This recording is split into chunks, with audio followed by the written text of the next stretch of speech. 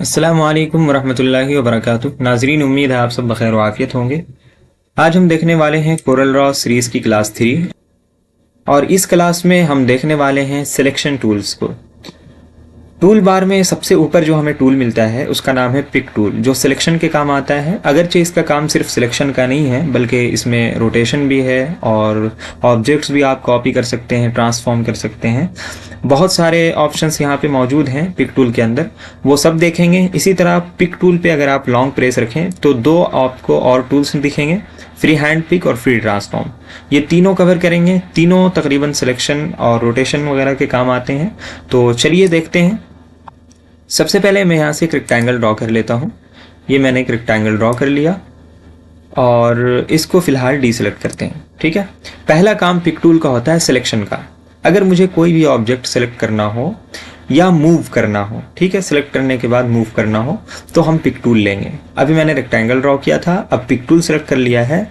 अब मैं बाहर से एक सिलेक्शन बनाता हूँ कुछ ऐसे। ये ऑब्जेक्ट सेलेक्ट हो गया है और इससे रिलेटेड ऊपर में प्रॉपर्टी बार भी शो कर रही है। ठीक है, अभी ये डी सेलेक्ट था इसलिए ऊपर में जो प्रॉपर्टी बार शो कर रही थी वो डॉक्यूमेंट से रिलेटेड था। ठीक है, लेकिन जैसे ही मैंने इसको सिलेक्ट किया प्रॉपर्टी बार चेंज हो गई। ये मैं आपको पहली क्लास में समझा चुका हूँ। सिलेक्ट करने के दो तरीके हैं, एक तो आप बाहर से ऐसे सिलेक्शन बना लें, सिलेक्ट कर लें, या फिर आप सिंपल सिंगल क्लिक कर दें, है ना। क्लिक करते ही ये सिलेक्ट हो जाएगा।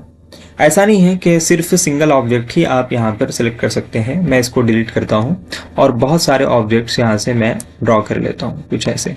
ठीक है, बहुत सारे ऑब्जेक्ट्स मैंने बना लिए कुछ यूँ। ठीक है, पिक टूल लेते हैं। अगर आप चाहते हैं कि एक ही बार में इन सारे ऑब्जेक्ट्स को सिलेक्ट कर लिया जाए तो बाहर से एक सिलेक्शन बना लीजिए जिसमें सारे ऑब्जेक्ट आ जाएंगे। ठीक है, अब आप चाहें तो इसको मूव भी कर सकते हैं और चाहें तो डिलीट भी कर सकते हैं। डिलीट बटन मैंने प्रेस किया और सबके सब डिलीट। ठीक है, ये तो हो गया सिलेक्शन का काम। पिक टूल से आप रोटेशन भी कर सकते हैं। यहाँ से मैं एक स्क्वायर लेता हूँ और स्क्वायर लेने के लिए आपको कीबोर्ड से कंट्रोल बटन प्रेस करना है। क्योंकि अभी देखिए रेक्टेंगल मैं किसी भी शेप में ले रहा था, यानी विद एंड हाइट इसकी ज़्यादा कम हो रही थी, है ना। लेकिन आप चाहते हैं बिल्कुल स्क्वायर हो तो कीबोर्ड से कंट्रोल बटन प्रेस करें। देखिए कंट्रोल बटन प्रेस करते ही स्क्वायर में चेंज हो रहा है। ठीक है, बिल्कुल स्क्वायर मैंने ले लिया। पिक टूल लेते हैं, ये पिक टूल ले लिया और पी बटन से पेज के बीच में कर लेते हैं। रोटेशन के लिए इस पे एक दफ़ा आपको और क्लिक करना होगा। जैसे ही मैंने एक दफ़ा और क्लिक किया, यहाँ देखिए आपको रोटेशन के हैंडल्स मिल गए हैं। ठीक है, अब आप चाहें तो इसको रोटेट भी कर सकते हैं कुछ ऐसे।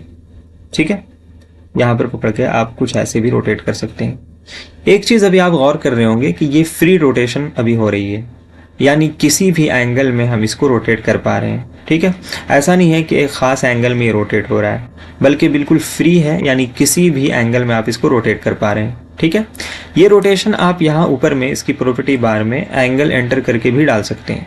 जैसे मुझे 90 डिग्री में चाहिए तो मैं 90 लिख करके एंटर कर दूंगा। ठीक है, मुझे मिसाल के तौर पर 45 में चाहिए तो 45 लिख कर मैं एंटर कर दूंगा। ठीक है, अगर आपको 15 डिग्री में, हर 15 डिग्री में रोटेशन चाहिए तो कीबोर्ड से कंट्रोल बटन प्रेस कर लें। कंट्रोल बटन प्रेस करते ही आप देखेंगे, आपको बस यहाँ पे गौर करना है। ठीक है, चलिए मैं इसको फिलहाल 0 कर देता हूँ और एंटर। अब मैं आपको दिखाता हूँ, आप यहाँ पे गौर कीजिएगा, हर 15 डिग्री पे ये रोटेट होगा। कीबोर्ड से कंट्रोल बटन प्रेस कर लें और रोटेट करें, ये देखिए। ठीक है, 345, 330, 315, यानी ये वापस आ रहा है। ठीक है, इस तरफ लेके जाएंगे तो कुछ ऐसे रोटेट होगा। ठीक है, 30, 45, इसी तरह यहाँ पे आए 60, 75 और यहाँ पे 90 डिग्री। ठीक है, तो हर 15 डिग्री में अगर चाहिए आपको तो कीबोर्ड से कंट्रोल बटन प्रेस कर लेंगे, और अगर फ्री रोटेशन चाहिए तो कीबोर्ड से कंट्रोल बटन प्रेस नहीं रखना है, बल्कि आप माउस के लेफ्ट बटन के जरिए से इसको फ्री रोटेशन दे सकते हैं। ठीक है, कंट्रोल जेड करते हैं हम। कंट्रोल जेड करने से फ़ायदा ये होगा कि हम वापस आ जाएंगे बैक। ठीक है, ये ऑप्शन आपको यहाँ पे भी मिलता है अंडू का। ठीक है, और यही ऑप्शन आपको एडिट मेनू में भी मिलता है सबसे ऊपर अंडू का। ठीक है, कंट्रोल जेड। और अगर आप आगे बढ़ना चाहते हैं, बाय मिस्टेक आप बैक आ गए, ठीक है, कंट्रोल जेड आपने कर लिया, लेकिन आपको आगे ही रहना था जहाँ तक आपने काम कर लिया था, तो कीबोर्ड से एक और शॉर्टकट की यूज़ कीजिए, control shift Z. Control shift Z use करते ही आपने जितना आगे काम किया होगा वहाँ तक चले जाएंगे।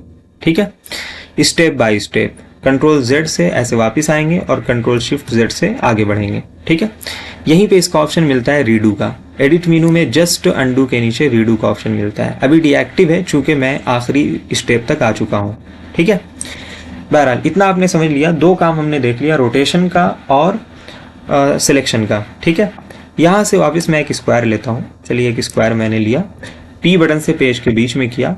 अभी हमारा पिक टूल सेलेक्ट नहीं है। कुछ लोग ऐसा करते हैं कि रेक्टेंगल ले लेते हैं और उसके बाद रेक्टेंगल के जरिए से ही इसको सेलेक्ट करना चाहते हैं। जैसे मैंने बाहर क्लिक किया और अब मैं वापस इसको सेलेक्ट करना चाहूँ तो कुछ ऐसा हो जाएगा, यानी एक रेक्टेंगल और बन जाएगा। ठीक है, कुछ ऐसे, ये देखिए। तो ऐसा आपको नहीं करना है, बल्कि पिक टूल सेलेक्ट कर लेना है। पिक टूल सेलेक्ट करने की भी एक शॉर्टकट की है, बहुत ज़बरदस्त। स्पेस बार बटन आप प्रेस कर लीजिए कीबोर्ड से, तो ऑटोमेटिकली पिक टूल सेलेक्ट हो जाएगा, कुछ ऐसे। ठीक है, अब आप ऑब्जेक्ट सेलेक्ट कर लें। ऑब्जेक्ट सेलेक्ट करने के बाद एक चीज़ आप गौर कर रहे होंगे कि आपको इसमें नोड्स मिलते हैं, है ना। इनको आप हैंडल्स भी कह सकते हैं रीसाइज करने के लिए। यानी आप स्क्वायर को आप रिसाइज करना चाहते हैं अपनी मर्जी से तो रिसाइज भी कर सकते हैं। ये देखिए, मैं छोटा करना चाहूँ छोटा कर सकता हूँ, बड़ा करना चाहूँ बड़ा कर सकता हूँ। इसी तरह इस हैंडल से भी पकड़ करके हम इसको रिसाइज कर सकते हैं। ठीक है, अगर स्क्वायर को रेक्टेंगल में चेंज करना हो तो कुछ ऐसे भी चेंज किया जा सकता है, यानी विद एंड हाइट इसकी अपनी मर्जी से भी हम रख सकते हैं। ठीक है, इसी तरह यहाँ से भी हम कर सकते हैं। तो अगर इसकी पोजीशन चेंज करनी हो, इसको रीसाइज करना हो, तो इसके लिए भी हैंडल्स आपको मिल जाते हैं। ठीक है, मैंने बताया था एक दफ़ा अगर आप इस पर और क्लिक करें तो रोटेशन के भी हैंडल्स मिलते हैं। रोटेशन वाला तो आपने देख लिया, लेकिन अभी जो हम देखेंगे वो है स्क्यू। यहाँ पर आप देख रहे होंगे रोटेशन वाले हैंडल तो चारों तरफ आपको मिल रहे हैं, लेकिन बीच में जो चार आपको हैंडल्स मिल रहे हैं स्क्यू के हैं। ठीक है, यहाँ पे है, ये है और ये।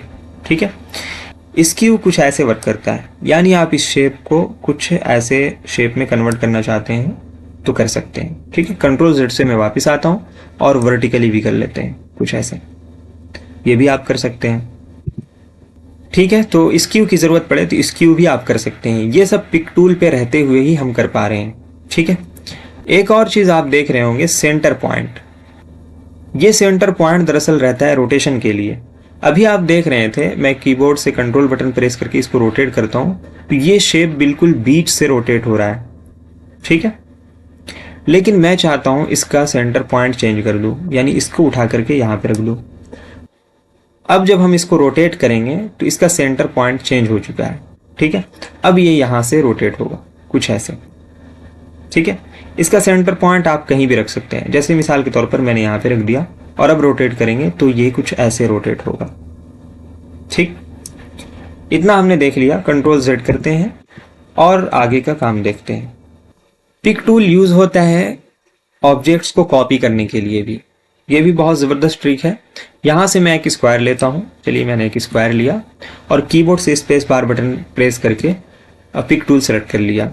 ठीक है, मुझे अगर इसकी कॉपी निकालनी हो तो आपको मैंने एक तरीका बताया था, कीबोर्ड से कंट्रोल D प्रेस कीजिए। कंट्रोल D प्रेस करते ही इसकी एक कॉपी निकल आती है। ठीक है, लेकिन मुझे ये तरीका यहाँ पे अप्लाई नहीं करना है। एक और तरीका है, कीबोर्ड से आप प्लस बटन प्रेस करें। प्लस बटन प्रेस करते ही एक और कॉपी बन जाती है। ठीक है, लेकिन यहाँ जो पिक टूल के ज़रिए से हम इसकी कॉपी बनाने वाले हैं वो कुछ ऐसा है। मैंने इसको कुछ यहाँ पे ऐसे उठा लिया। ठीक है, और माउस का लेफ्ट बटन रिलीज करने से पहले बस आपको राइट बटन क्लिक कर देना है। राइट बटन क्लिक कर दिया, यहाँ एक कॉपी बन गई। ठीक है, अगर आप बिल्कुल इसको अलाइन रखना चाहते हैं, यानी इसके सामने कॉपी चाहते हैं, तो कीबोर्ड से कंट्रोल बटन प्रेस कर लें और इसको यहाँ सामने रख लें और माउस का लेफ्ट बटन छोड़ने से पहले राइट बटन क्लिक कर दें। इसकी एक कॉपी बन गई। अब कंट्रोल D या कंट्रोल R के जरिए इसको रिपीट कर सकते हैं, कुछ ऐसे। सेम डिस्टेंस में इसकी कॉपी बनती चली जाएगी। ठीक है, चलिए इन सबको हम यहाँ पे सेलेक्ट कर लेते हैं और डिलीट कर लेते हैं। सिर्फ एक ऑब्जेक्ट यहाँ रहने देंगे। ठीक है, इसको P बटन से पेज के बीच में ले आते हैं। ये पेज के बीच में आ चुका। अब पिक टूल का एक और काम देख लेते हैं। पिक टूल के जरिए से हम किसी भी ऑब्जेक्ट में कलर भी फिल कर सकते हैं। अब ये ब्लैंक है, इसमें कोई भी कलर नहीं है, सिर्फ आउटलाइन इसका नजर आ रहा है ब्लैक कलर का। तो चलिए इसमें कोई कलर डालते हैं। यहाँ पे कलर पैनल है, जौन सा भी हमें कलर डालना हो उस पर सिंपल क्लिक करेंगे। ठीक है, चलिए मुझे ये वाला कलर डालना है। मैंने ये वाले कलर पे आके क्लिक कर दिया और इसके अंदर कलर फिल हो चुका है। आउटलाइन भी आपको नजर आ रहा है। ठीक है, मैं बहुत ज़्यादा जूम करूँ तो और अच्छी तरह नज़र आएगा, या फिर मैं आउटलाइन विद यहाँ से बढ़ा लेता हूँ, कुछ ऐसे। ठीक है, फिल कलर हमें कोई और रखना हो, जैसे ये वाला मैंने चेंज कर दिया, ठीक है, कुछ इस तरह से आप चेंज कर सकते हैं। सिंगल क्लिक करेंगे, चेंज कर लेंगे। लेकिन आपको ख्याल रखना है कि ऑब्जेक्ट सेलेक्ट होना चाहिए। अगर ऑब्जेक्ट सेलेक्ट ना हुआ और आपने यहाँ पे आके क्लिक कर दिया तो कुछ ऐसा आपको डायलॉग बॉक्स शो करेगा, ठीक है। बहरहाल फिर एक प्रॉब्लम हो जाती है, उसका भी सॉल्यूशन है, लेकिन वो बाद में देखेंगे।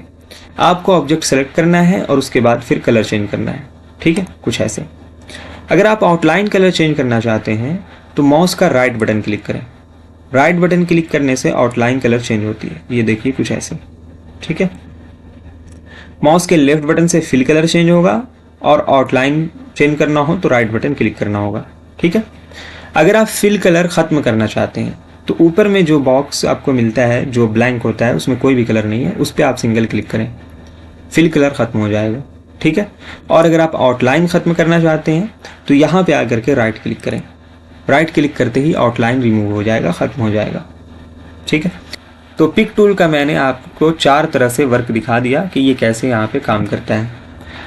अब आते हैं इसके नीचे, इसका फ्लाईआउट देखते हैं। 2 और टूल हमें मिल जाते हैं यहाँ पे, फ्री हैंड पिक और फ्री ट्रांसफॉर्म।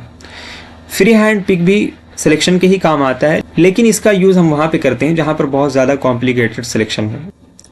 जैसे मैं यहाँ से एक रेक्टेंगल लेता हूँ और बहुत सारे ऑब्जेक्ट्स क्रिएट कर लेता हूँ, ठीक है, कुछ ऐसे। मैंने बहुत सारे ऑब्जेक्ट्स बना लिए। इसी तरह कुछ सर्कल भी ले लेते हैं, हाँ, यहाँ से आकर के कुछ सर्कल्स भी ले लेते हैं, ठीक है। मैंने बहुत सारे सर्कल भी ले लिए।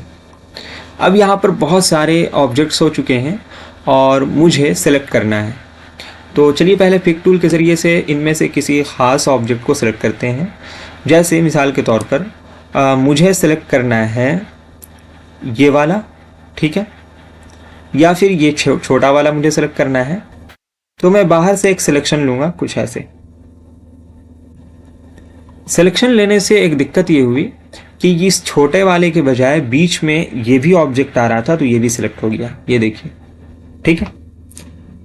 तो यहाँ पर इनका सेलेक्ट करना थोड़ा सा मुश्किल हो जाता है। अब यहाँ पर आइए, मैं सिंगल क्लिक करके सेलेक्ट करना चाहूँ तो भी एक परेशानी हो रही है कि बाहर जो ऑब्जेक्ट है वो सिलेक्ट हो रहा है, ना कि ये वाला, ठीक है। तो ऐसी सूरत में आप फ्री हैंड पिक यूज़ करेंगे। फ्री हैंड पिक से आप कुछ इस तरह का सिलेक्शन बना सकते हैं। जैसे मुझे ये वाला सिलेक्शन बनाना है तो मैं बाहर से लूँगा कुछ ऐसे सिलेक्शन और सिर्फ इसको इसके अंदर लूँगा, ठीक है। और ये देखिए सिर्फ ये वाला सिलेक्ट हुआ है, ठीक है। इसी तरह मुझे अगर ये वाला सिलेक्ट करना हो तो बाहर से मैं लूँगा कुछ इस तरह से, ठीक है, और इसके अंदर बस ऐसे, ये देखिए ये वाला ऑब्जेक्ट सिलेक्ट हो चुका है, ठीक है। तो कुछ इस तरह से कॉम्प्लिकेटेड सिलेक्शन के लिए फ्री हैंड पिक यूज़ होता है, ठीक है, ऐसे। ये देखिए जौन सा भी आपको सेलेक्ट करना हो उसके गिर्द एक दायरा बना लीजिए, ठीक है, वो सेलेक्ट हो जाएगा। सबको अगर सेलेक्ट करना हो तो फिर सबको इसके अंदर लेना होगा। जैसे अभी देखिए ये वाला नहीं आया तो ये सेलेक्ट नहीं हुआ, बाकी सबके सब सेलेक्ट हो गए, ठीक है। तो कहीं कहीं इसका बहुत अच्छा यूज़ होता है। फिलहाल मैं डिलीट कर लेता हूँ और इसको भी सेलेक्ट करके डिलीट कर देते हैं। एक और टूल यहाँ पे है फ्री ट्रांसफॉर्म। ये कैसे वर्क करता है चलिए ये भी देखते हैं। यहाँ से मैं एक रेक्टेंगल लेता हूँ और यहाँ पे आकर के फ्री ट्रांसफॉर्म ले लेते हैं। सबसे ऊपर हमें ऑप्शन मिल जाता है फ्री रोटेशन का। इसके ज़रिए से आप इसको कहीं से भी रोटेट कर सकते हैं, ठीक है। ये देखिए कुछ ऐसे, ठीक, जहाँ पे आप क्लिक करेंगे वहीं पे इसका सेंटर पॉइंट बन जाएगा, ये देखिए, ठीक है। कुछ ऐसे रोटेट कर सकते हैं। चलिए कंट्रोल Z कर लेते हैं। उसके बाद हमें मिल जाता है ऑप्शन फ्री एंगल रिफ्लेक्शन का। ये भी रोटेशन के ही काम आता है, साथ रिफ्लेक्ट भी करता है कि शेप कैसा कन्वर्ट होने वाला है ना। ये देखिए कुछ ऐसे, ठीक है। उसके बाद एक ऑप्शन मिल जाता है हमें फ्री स्केल का। आप इसके ज़रिए से इसको स्केल कर सकते हैं, ठीक है, वर्टिकली भी हॉरिजॉन्टली भी, ठीक है, कुछ ऐसे बना सकते हैं। उसके बाद हमें मिल जाता है ऑप्शन फ्री स्क्यू का। इसके ज़रिए से आप इसको स्क्यू भी कर सकते हैं, यानी रोटेशन भी साथ साथ और स्क्यू भी कर सकते हैं, ठीक है। लेकिन इनका यूज़ बहुत कम होता है कोरल ड्रॉ में। जो सबसे ज़्यादा यूज़ होता है वो है पिक टूल, चूँकि इससे ही सारा काम हो जाता है। ठीक है, मैंने आपको बताया था ना कि यहाँ पर एक, जैसे मैंने एक रेक्टेंगल लिया और स्पेस बार बटन के ज़रिए से पिक टूल सेलेक्ट कर लिया, दोबारा सेलेक्ट करेंगे तो इसकी का ऑप्शन मिल जाता है, रोटेशन का ऑप्शन मिल जाता है, फ्री रोटेशन है, कंट्रोल के साथ करेंगे आप तो एक मखसूस एंगल में आप रोटेट कर पाएंगे। ठीक है, सेंटर पॉइंट चेंज करना चाहें तो सेंटर पॉइंट चेंज करके रोटेट कर सकते हैं। तो जब एक ही टूल में हमारा सारा काम हो रहा है तो क्यों हम इन सब को यूज़ करें। ठीक है, बहरहाल वो यहाँ पे थे तो मुझे बताना ज़रूरी था, इसलिए मैंने बता दिया। तो आज हमने देख लिया है सिलेक्शन टूल, कल से इंशाल्लाह देखेंगे शेप टूल, और शेप टूल के अंदर भी कुछ टूल्स हैं। इसी तरह शेप टूल की प्रॉपर्टी बार भी थोड़ी लंबी है, तो इंशाल्लाह वो हम कल की क्लास में देख लेंगे। तो चलिए आज के लिए इतना ही, फिर मिलते हैं इंशाल्लाह नेक्स्ट क्लास में। अस्सलाम वालेकुम रहमतुल्लाहि व बरकातहू।